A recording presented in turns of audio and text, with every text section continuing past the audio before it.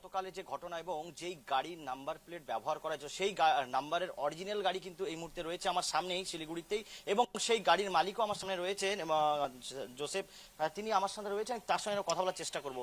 आपका गाड़ी का नंबर यूज किया गया, पता है आपको? क्या बोले, कब इसका खबर आया आपके पास? ये रात को खबर आ गया था हमको, क्योंकि फोन आया था मेरे पास।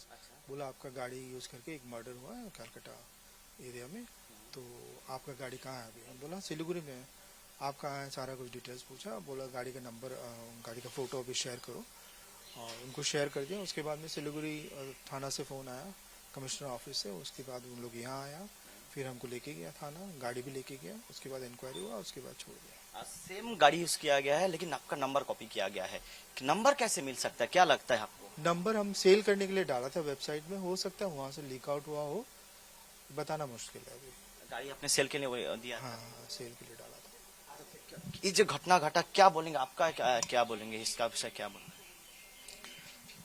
मेरे हिसाब से जितना भी हो, ये जो क्रिमिनल ऑफेंस हुआ है, जितना जल्द से जल्द हो इन क्रिमिनल को पकड़ना बहुत ही जरूरी है। नहीं तो कॉमन आदमी कभी भी किसी भी प्रॉब्लम में फंस सकता है।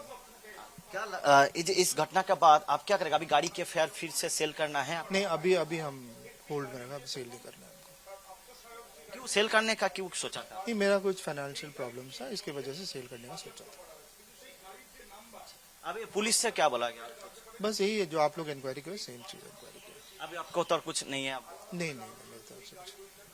একবার আমি সেই গাড়িটার ছবিটা আমি একবার দেখাতে চাইবো। এইখানে গাড়িটি রয়েছে, সেই গাড়িটা আমি প্রবীরকে বলবো একবার দেখাতে। নাম্বারটাও রয়েছে WB74AK2270, সেই এই নাম্বারটাই ব্যবহার করেছে এবং এই একই কোম্পানির গাড়ি এবং এই নাম্বারেই কপি করে সেই ঘটনার সময় এই নাম্বারের ব্যবহার করে এই ঘটনা হয়েছে বলে, এবং সেই ছবি আমি এখন দেখাচ্ছি। এটা এই যে নাম্বার, সেই নাম্বারের অরিজিনাল গাড়ি এখানে রয়েছে এবং গাড়ির মালিকও রয়েছে, এবং তিনি যেটা জানালেন তার অর্থনৈতিক সমস্যার কারণে তিনি গাড়িটি বিক্রি করার জন্য সোশ্যাল মিডিয়াতে দিয়েছিলেন, এবং বর্তমানে তিনি আর সেই গাড়ি কিন্তু আর বিক্রি করবেন না।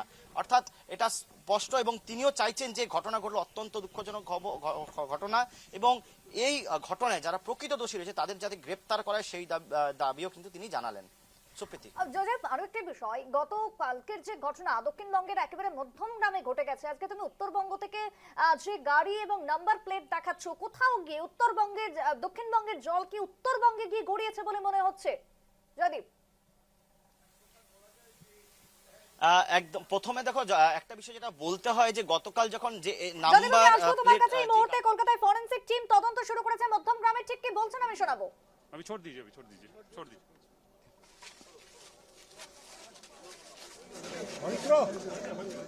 আমি আবারও জয়দীপের কাছে যাব। জয়দীপ, ঠিক তুমি যেমনটা বলছিলে।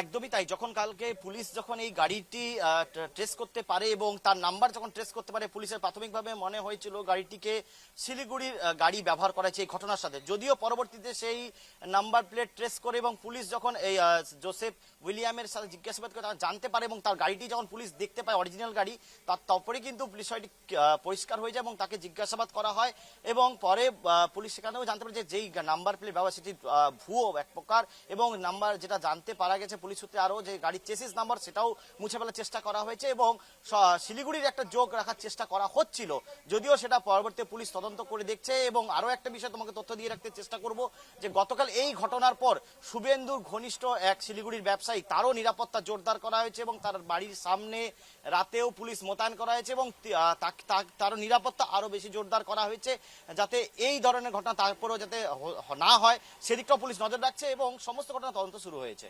সুপ্রীতি, একেবারে, এবং ঠিক অন্যদিকে দাঁড়িয়ে নিরাপত্তা যেরকম জোরদার করা হয়েছে, তার পাশাপাশি গতকাল থেকে এখনো পর্যন্ত বেশ কিছু ছবি সামনে আসছে।